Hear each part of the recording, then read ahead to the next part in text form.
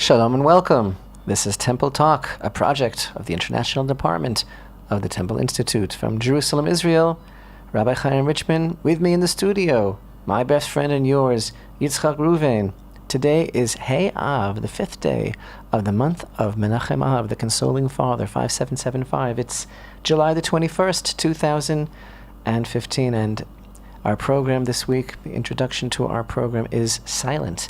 It is without our traditional theme song, in keeping, indeed, with Jewish tradition, that in the days leading up to the solemn fast of Tisha B'Av, the 9th day of Av, we lessen our joy, we lessen our expressions of joy, and music is one of them. These are days in which our national mourning for the loss of the Holy Temple is intensified, and will be crescendoing in the communal fast, the congregational fast of Tisha B'Av, the 9th day of Av, which actually this year falls out on Shabbat, on this coming Sabbath, July 25th. And it is deferred to the following day, to Sunday, July 26th, because only Yom Kippur, the awesome Day of Atonement, if it falls out on a Sabbath, it actually overrides the sanctity of Shabbat. But we will be deferring the fast to Sunday. And this Shabbat as well is the Shabbat of Parshat Devarim. It is the first Torah portion of the 5th of the 5 books of Moses, Deuteronomy. And it also has a special name, this Shabbat.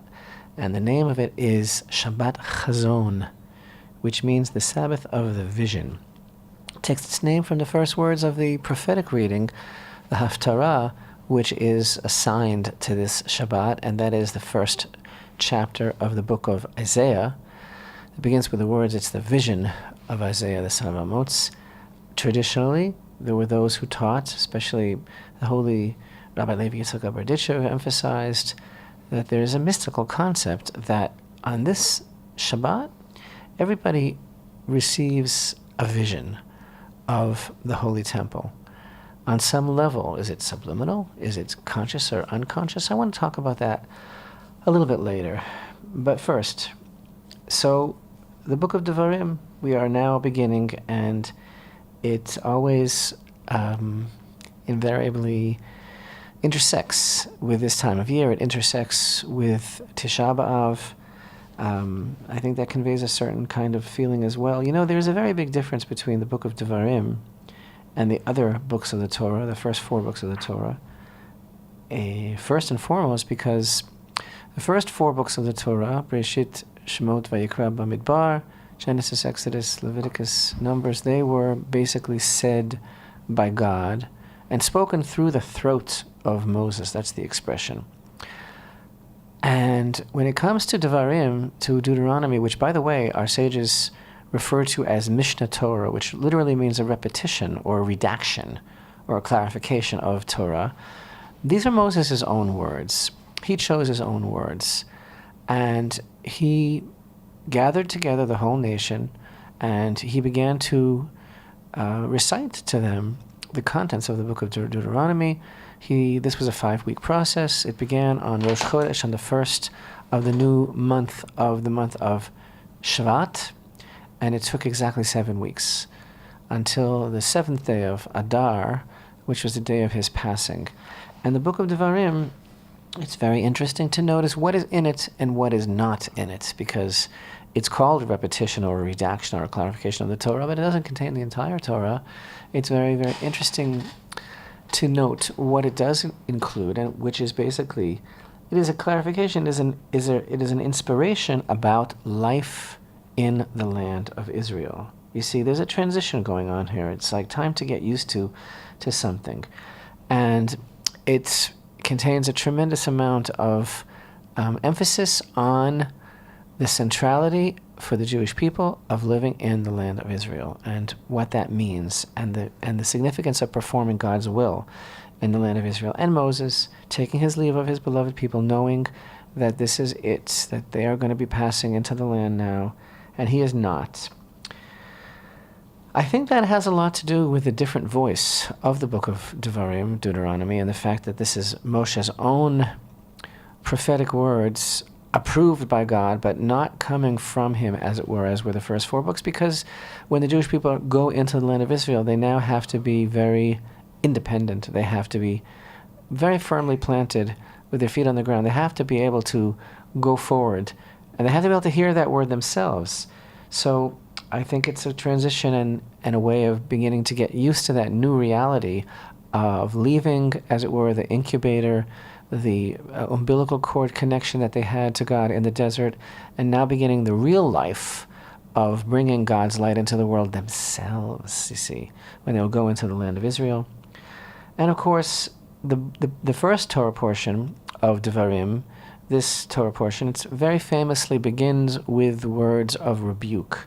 And these words of rebuke are spoken with love and compassion, and only a leader who truly has compassion for his people and truly understands where they're coming from and where they've been and where they're going and wants them to succeed, he's the type of leader that can speak rebuke, because it's coming with total love and responsibility. So that's this Shabbat Chazon, the Sabbath of the Vision, the Sabbath where actually, and this is kind of a very interesting conundrum to think about, this Shabbat, it is actually Tisha B'Av. But there is no mourning on the Sabbath. At least there is no public mourning on the Sabbath. There may be certain things privately that in total privacy a person might reflect the fact that it's Tisha B'Av, but outwardly on the Sabbath we do not mourn, and therefore there are no restrictions that normally we would have on Tisha B'Av, or on the days leading up to Tisha B'Av, in terms of what we eat, in terms of the joy of Shabbat and singing, etc. And that's a pretty amazing idea, because it basically means, on a deep level, that God himself is not mourning. It's a different level. It's deferred, right? There's that poem of yours, Yitzchak, that you love mentioning. A dream deferred. Who's that again? Langston Hughes. Right. So it's a dream deferred. It is a different level of reality.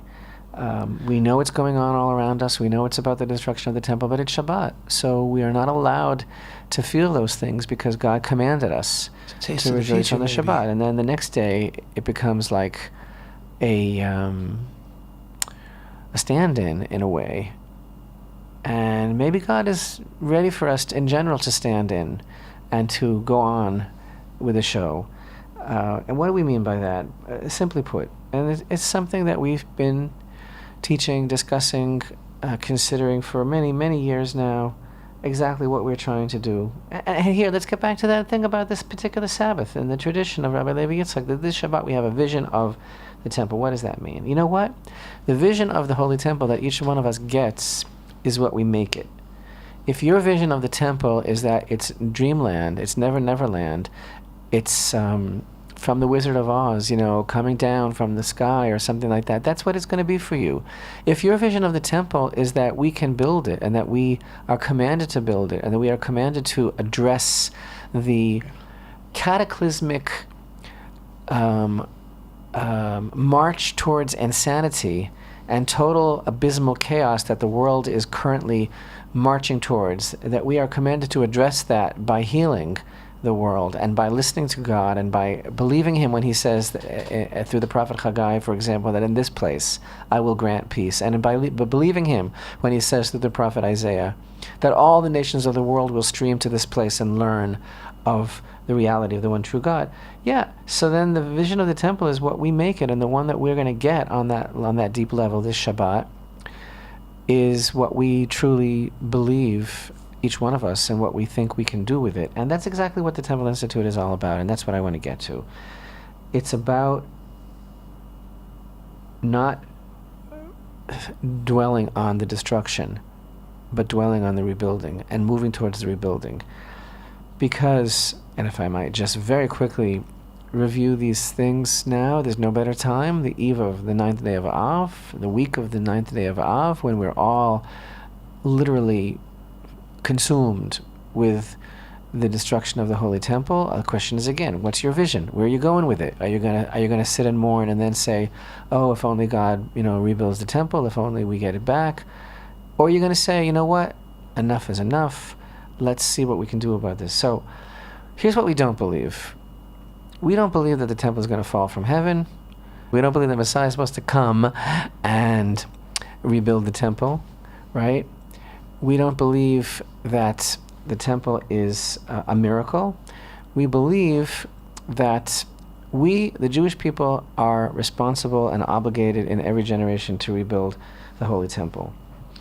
And that's exactly what the whole concept and goal of the Temple Institute is all about. And so now when it comes to a time like Tisha B'Av, when we're all focused as mourners on the lack of the Holy Temple, we believe that our job is to take that mourning, take that sincere feeling of loss and the expression of that we can't go on anymore in our lives without the Holy Temple, and do something about it, do as much as we can about it.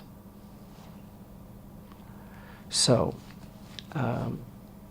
again, according to the structure of Jewish law, it's a commandment for us to rebuild the Holy Temple. Are there issues? Are there conflicts with the geopolitical reality?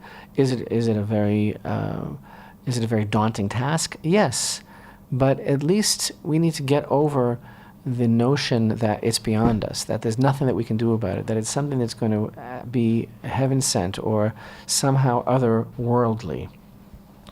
And one of the best examples that I can think of that we have mentioned in the past, that is very worthwhile to draw our attention to, is, and again we're referring, of course, to the commandment that we find in Exodus chapter 25 and verse 8, where God instructs us, "Va'asuli mikdash v'shachanti b'tocham." They shall make for me a sanctuary, and I will dwell among them. That is the commandment of the building of the Holy Temple.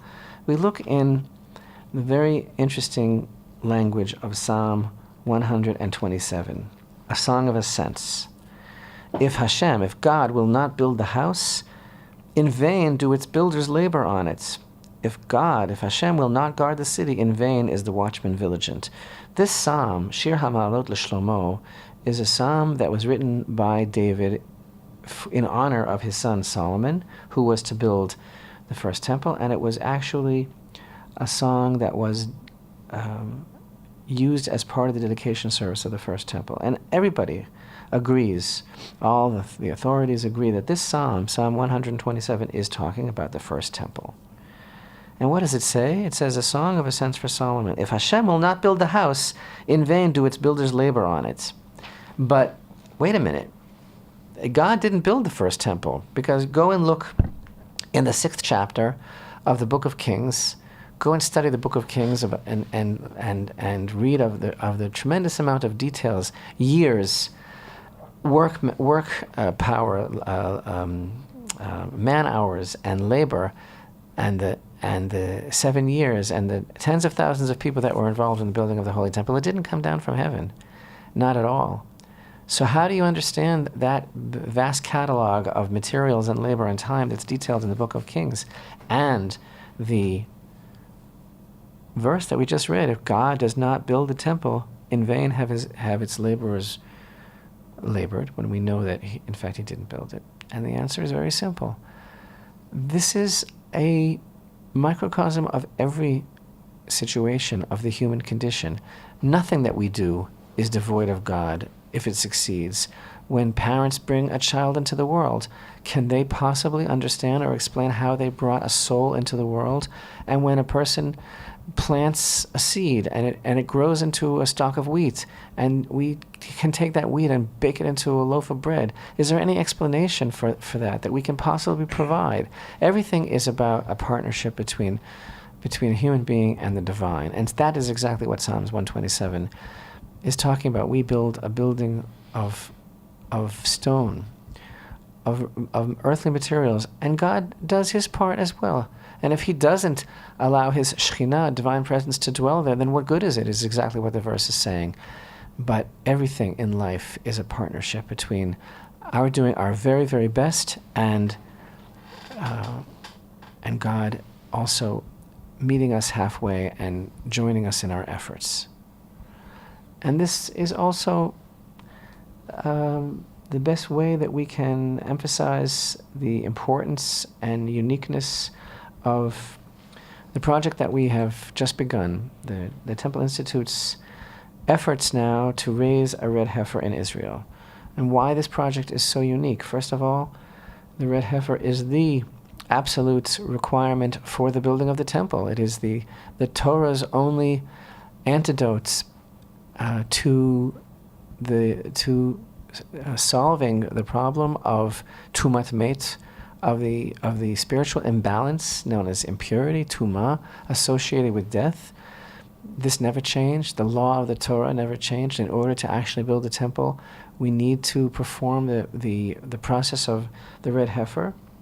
And unfortunately, throughout the ages, throughout the convoluted diaspora experience, a certain kind of aura has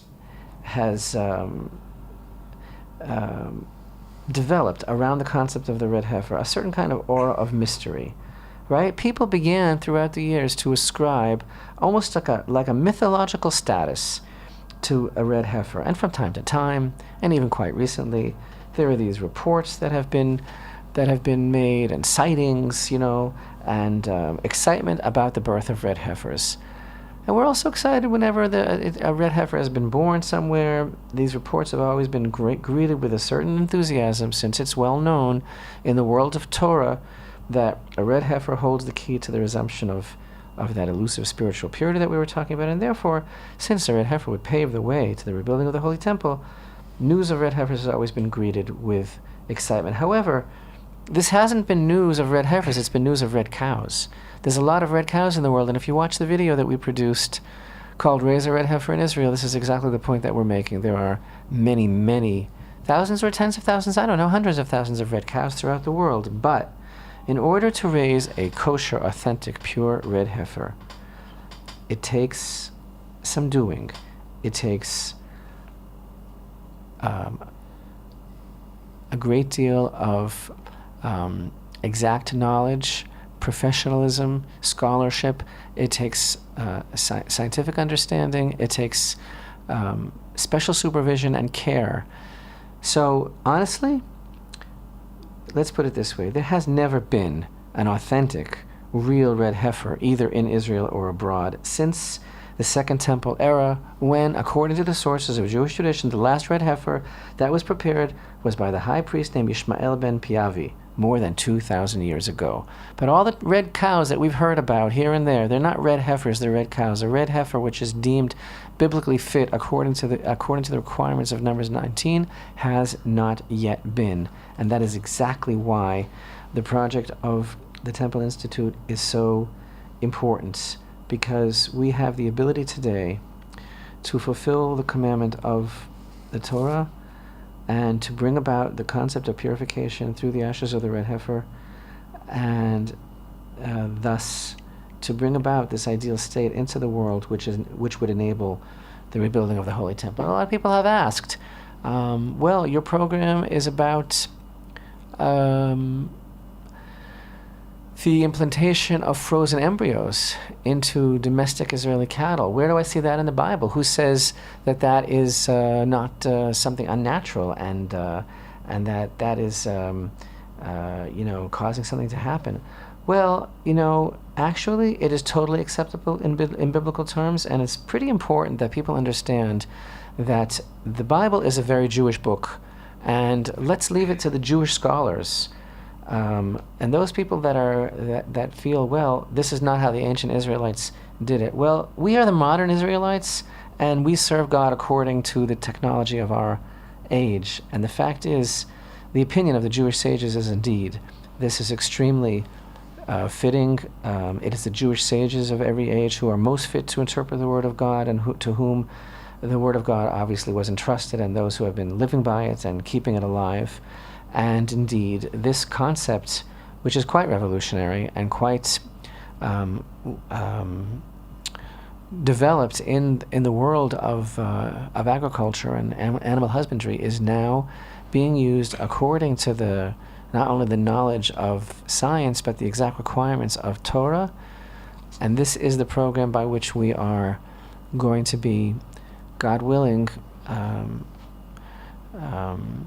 raising a kosher red heifer here in Israel. So it's unprecedented, It is a perfect blend of faith, of action, of living according to Torah, and of dedication to the sanctity of God's Word, and doing our very, very best to see to it that we can actively be engaged in advancing the rebuilding of the Holy Temple. I think this is probably the most exciting thing that's ever happened, and it basically means that just as we talk about this mourning process and how it's not enough just to sit and mourn if you think that something's going to change on its own, if you think something's going to fall down from heaven, if you think Mashiach is going to come and build a temple. No, we're commanded to do something about it. So too, the red heifer is not mystical.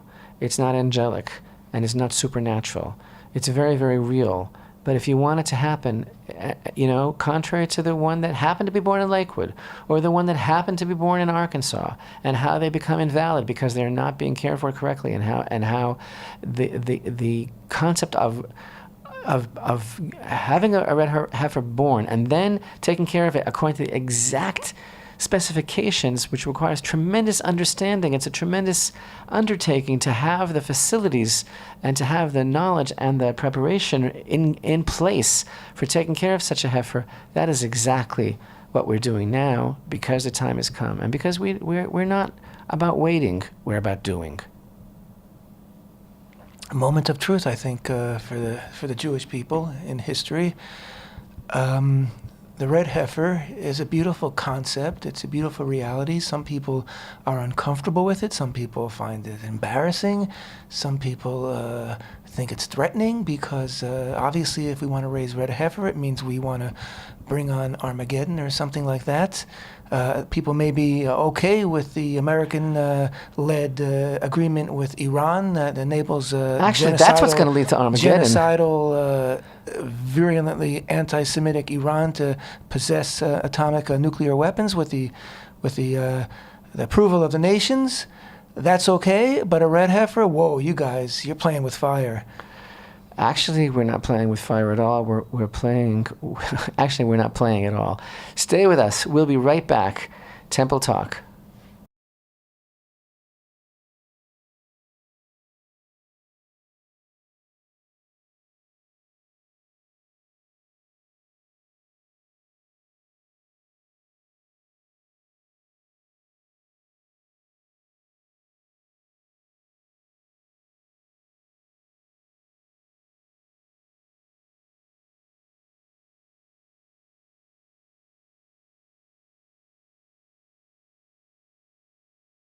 Shalom and welcome back to Temple Talk.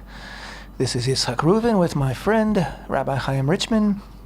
Today, the 5th day of the month of Av, 5775, actually the yahrzeit, the anniversary of the passing of the great Kabbalistic Rabbi Yitzchak Luria, the Arizal, the holy Ari, the holy lion, who lived and died some, about 400 to 500 years ago. Really, you could call him the father of modern Kabbalah. He's sort of Einstein and Shakespeare and Bob Dylan all rolled into one in Jewish tradition. Oh. Anyway, that's the Arizal. Today is also the 21st day, correct, of the month of July, 2015. Rabbi, look at the world today. Look what's going on. Look at the news. You have a nuclear agreement between the United States and Western countries and Iran. Check. It's okay. We're all good with that. You have, what else do we have today? We have transgenders. We have same-sex marriage. Check. We're all good with that. Politically correct. We have transgender everything in the world. We're good with that. That's fine. We're all good with that. These are all good things. We have a red heifer. Whoa, wait a minute, Are you buddy. crazy? Are you out of your minds? Are you guys crazy? You're gonna put a gun to the head of the world and hold us at ransom till you can build your temple and cause Armageddon? You guys are out of your minds. What's going on here? Rabbi, what's wrong with this picture? What's the matter with people today?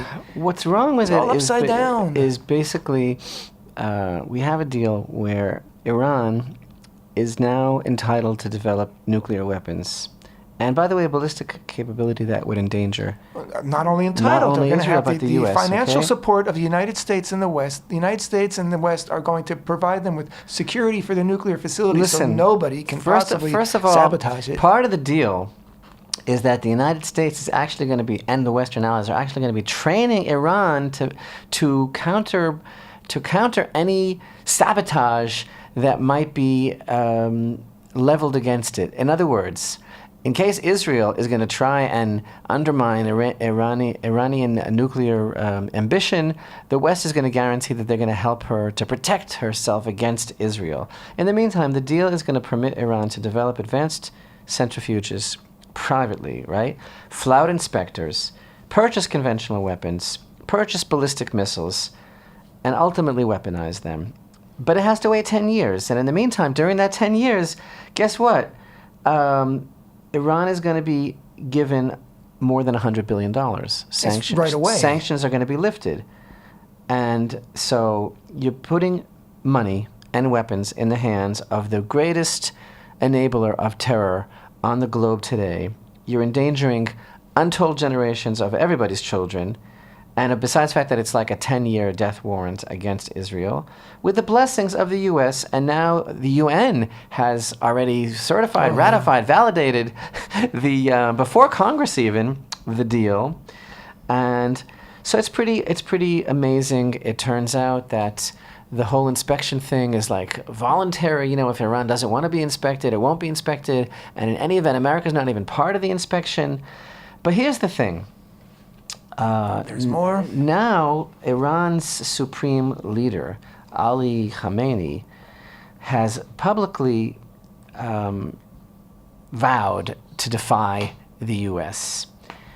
And this is pretty amazing. This is like he's basically, the plot thickens. In the first public speech since the announcement of the agreement, he basically reaffirmed Iran's position that the quote arrogant unquote United States remains an enemy of Iran, and that Iran will continue to support Hezbollah and the governments of Syria and Iraq and Hamas.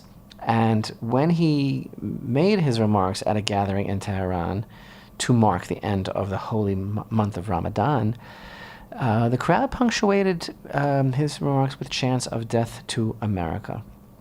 So, what do you think Iran is going to be doing with some, at least, of the more than $150 billion in economic sanctions relief that are going to be released as part of the nuclear agreement? He stated, "Our policies toward the arrogant U.S. government will not change. U.S. policies in the region differ from Iran's by 180 degrees. And what's amazing to me is that it's being reported in the news today, as we go to the microphone, that the Secretary of State of the United States of America, John Kerry, says..." Ooh, this is troubling. It's very, very hard to say these things without cracking up. This is troubling, he said. No, that's not how we described it. You're not supposed to be laughing now. It's before Tisha B'Av. We're not supposed to be engaging in any sort of humor. Oh, goodness. Kerry says that Iran's vows to defy the U.S. are, quote, very disturbing, unquote. Okay, so they went and they got... disturbed, but we knew that. And they got basically this deal done, and this is what they wanted, okay?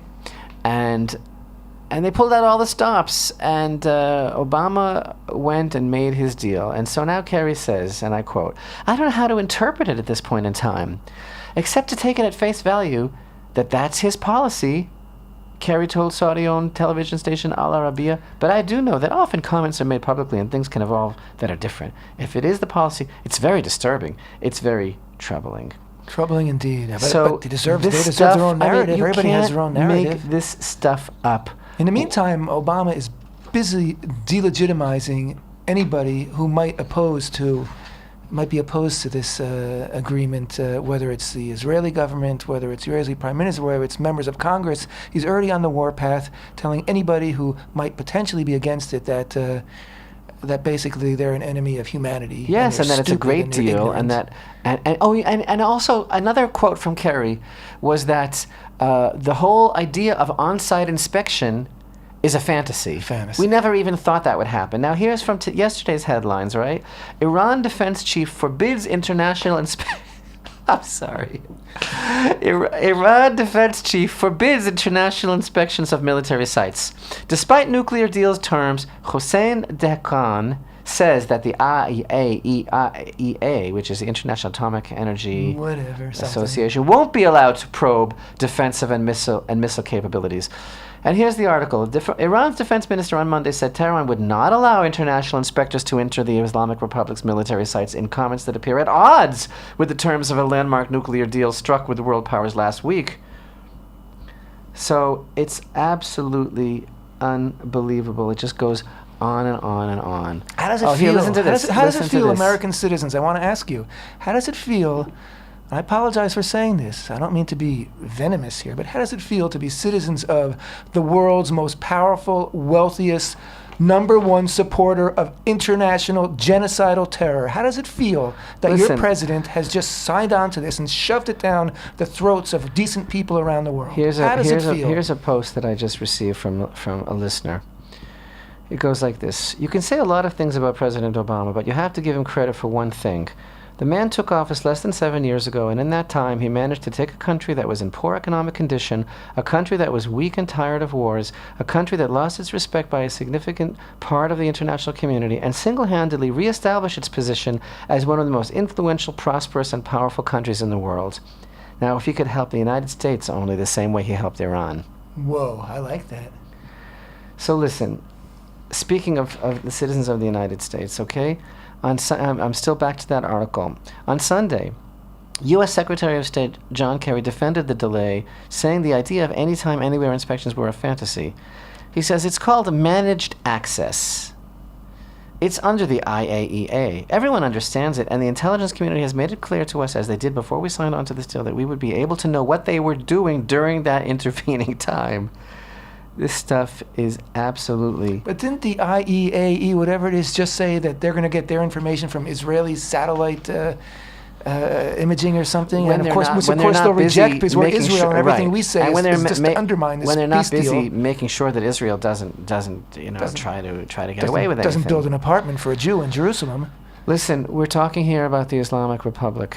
Then there's the Islamic State, which is called IS, or ISIS, which is exactly the same thing, who, by the way, has now carried out its first beheading using a child as an executioner. It has But the United States is going to, help Iran defeat the Islamic State. That's why this is so important, why Iran needs... There's a horrible video clip up on YouTube that shows a boy around 10 years old beheading an Assad regime pilot. The video is entitled "The Capture and Assassination of the Nusayri Captain," and it opens with a graphic indicating the location, which is Homs, and the pilot gives a short summary of his life and career as an Air Force captain in Bashar al-Assad's forces before he is shown in an orange jumpsuit kneeling awaiting his death, and this little boy takes his knife and beheads the prisoner.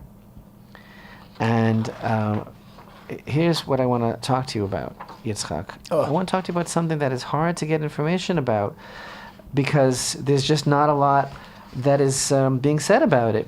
But that is an event that took place last week in Chattanooga, Tennessee, when 4 Marines and 1 sailor were gunned down by a fellow named Mohammad Yusuf Abdulaziz, a naturalized citizen born in Kuwait.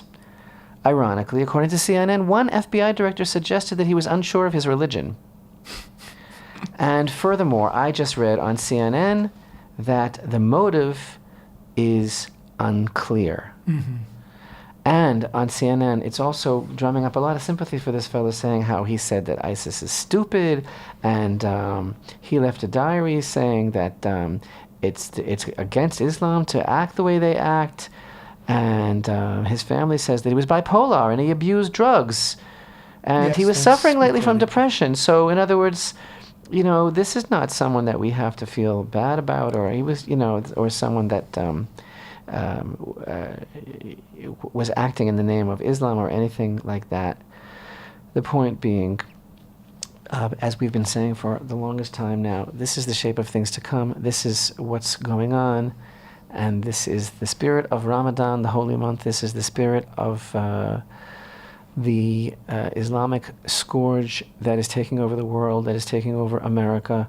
And now the great enabler, President Obama, has basically ratified, verified, certified that Iran, which is a state of organized terror, which bankrolls and enables terror all over the world, that Iran, they're the good guys in this story.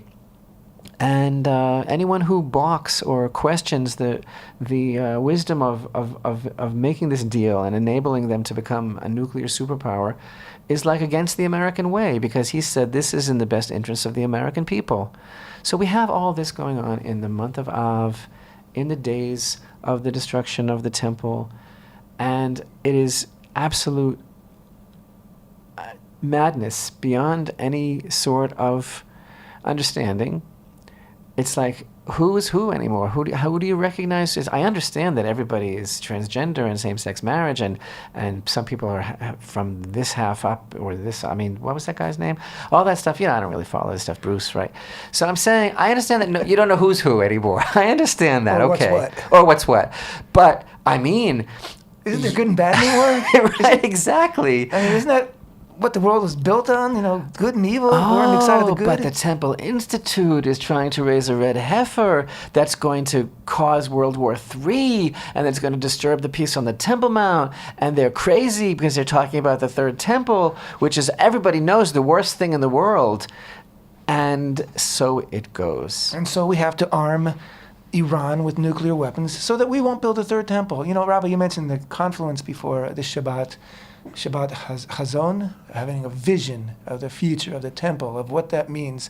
Also, you mentioned the beginning of Devarim. It's very practical, we're entering the land. And we've entered the land in this generation, and we need to be practical. And that's what the Temple Institute is all about, applying practical knowledge and application to the commandments concerning the building of the Holy Temple. And the third thing, of course, is that it really is Tisha B'Av. It really is the day of the destruction of the first and second temple. This is a huge message that we have to have vision, we have to be practical, and we have to move forward to reroute the direction that history is going in right now. And if raising a red heifer is going to help us to get one step closer, then that's what we should all be putting our effort into right now. I mean, it doesn't get more practical And again, than that. the only reason that we think is going to help us get one step closer is because God said so. If you don't mind my saying, that is the Torah, that is the commandment of God, that is exactly what our obligation is. So this crazy, insane, hypocritical world where up is down, down is up, good is bad, and everything has become completely contorted in the name of all sorts of agendas that are being foisted upon the populace, right? So I heard this incredible statistic that I've really, it's been very remarkable for me to reflect on. A dear friend shared it with me. I shared it with another dear friend. I shared it with some reporters here in Israel the past week when people have been talking about, oh, this poor animal, you're talking about raising a red heifer in order to slaughter it, and the whole deal. And we haven't even gotten to talking yet about the service in the temple, right? So I got these statistics, which I think were pretty amazing, and they're accurate. It was put together by several websites that for the Super Bowl this past year, the night of the Super Bowl, an estimated 14 billion hamburgers were consumed in America, okay, during the Super Bowl. Mm-hmm. 14 billion hamburgers. Roughly 1,800 quarter-pound hamburgers can be obtained from a cow. That means, if you do the math, that in order to provide 14 billion hamburgers, 7.7 million cows were slaughtered. Were slaughtered for one night of American entertainment. But it was the Super Bowl, Rabbi. Come on. Oh, sorry. Talk about holy cows. And, of course, that's what America is all about. It's about vacuous entertainment for its own sake. It's all about being entertained. So that's okay for 7.7 million cows to be slaughtered. No tears shed about those cows. And we're not even talking about the millions of chickens and pigs that were slaughtered for people's hot dogs.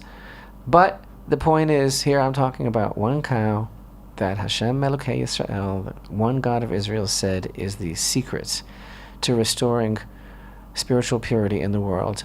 Yeah, I believe that absolutely without any shame. This is the Torah that we live and die by, and this is the secret of the Holy Temple. And we're on a collision course with Bruce Jenner. That's basically the deal here. You know, I don't know what's what anymore. I don't know who's who. The only person I know to be who he says he is Yitzchak Reuven. He's sitting right here across from me. Whoa. And I will leave it at that. And that's the deal. And, you know, this whole Iranian nuclear thing and how people react to it and whether or not they're even concerned and whether or not they even bother to find out the details is like the acid test of this generation, of where we're going as a world. The prophets of Israel, the way they describe the rebuilding of the temple, the way they describe it as being like the secret of the unity of humanity, the healing of the human race, the reunion of every human family together, of all the nations coming up to the temple and coming there every Sabbath and new moon and coming away with a revitalization and an understanding of God's love and their relationship and the world becoming a safe place. The world right now is less safe, more violent than it ever has been. You know, Christians are being slaughtered all across the Middle East, and Obama, instead of condemning that and doing anything about it, is busy making sure that Iran is on the way to becoming a nuclear superpower. The whole world is absolutely insane. No one is standing up for the cause of right anymore, except, I believe, the state of Israel. And we hope and pray that Israel will have the holy audacity to do whatever it needs to do with God on its side, as we believe he is, in order to see to it that we continue to survive as a nation and even to flourish, and to bring the light of the one God of Israel into the world as it should be with the rebuilding of the Holy Temple. And that is why we are raising a red heifer. That is why we are putting all of our life's blood and energy with tremendous self-sacrifice into everything that we do at the Temple Institute. If I may say that now, I think there's never been as appropriate a time to speak about that, because we are about to observe the National Day of Mourning for the Holy Temple. Is it just a game? Is it lip service? Is it just something that we do because we feel guilty, because we know we don't really care? Are we really interested in saving this planet? You don't have to look very far. And unfortunately, we keep saying, you know, tongue-in-cheek, coming to a theater near you, but unfortunately, wherever you live at this point, you look out the window, and it's not far from you. The savagery, the cannibalism, the beheading of what Islam is all about is coming to you. And it's a small wonder that Islam and its demonic forces occupy the place of the Holy Temple, because you see what it is that we're fighting for. You see the forces that are aligned opposite each other now, wrestling over the secret of bringing the light of God into the world or keeping it hidden. And basically the choice is ours. So you got your deal, world. Good luck with that. And, you know, keep us posted. And may the best man win. What could I say? May we merit together to rebuild the Holy Temple. May we merit together to the experience of standing in the hallowed courtyards of the one God and realizing that the most precious commodity, the greatest thing that we have as human beings, is to know who God is and to have a relationship with Him. And that is what comes about through the resting of the Shekhinah, the divine presence in the Holy Temple. And the only way that this Tisha B'Av will become a day of joy is if we make it happen. And I said it before, I said it a week ago, Rabbi, I'm going to say it again. The utter significance, importance of this project to raise a red heifer in Israel, it really is a choice. Either nuclear Islamic world or a pure world, starting with a red heifer, ending with the building of the Holy Temple. It really is that equation, and you really can do something about it. You really can be part of it. You can contribute to our Raise a Red Heifer in Israel campaign. Go to our Facebook page, our website, and get information. You know what? I don't know how many thousands of people listen to Temple Talk, but if everybody gives something, we'll make our goal. We have 131,000 fans on Facebook, and if everybody on our Facebook page who is a fan of our page would send in $5, boy, we'd have a red heifer. We'd have a few red heifers. That's what it takes. You want to make a mark. You want to make a difference. You want to be part of history. You want to be in the good side, the right side, the winning side, God's side. Now's your chance. Thanks for being with us. Temple Talk.